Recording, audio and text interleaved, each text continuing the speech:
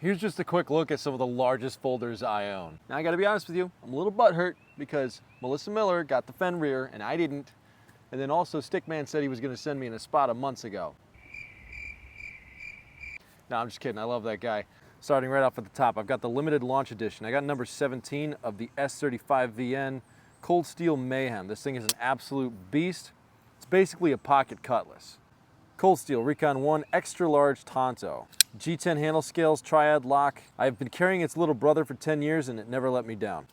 I've got this CRKT, I forgot the name of this thing. Doesn't have a pocket clip. It does come with this sheath right here. These serrations right here are absolutely out of this world aggressive. I've got this super large Lazan, which has a liner lock, but a little tab here that slips up to lock that in place.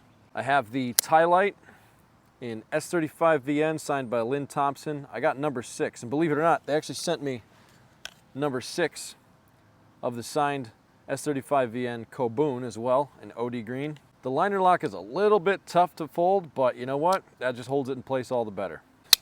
We have the Cold Steel 5 Max in S35VN. This thing is an absolute beast. I've chopped with it, I've carried it, and if I could only have one folder between all the folders I just showed you, it would be this one. And yes, I am that dork that keeps the boxes. I mean, for crying out loud, these were signed. And this one has the shiny little interior.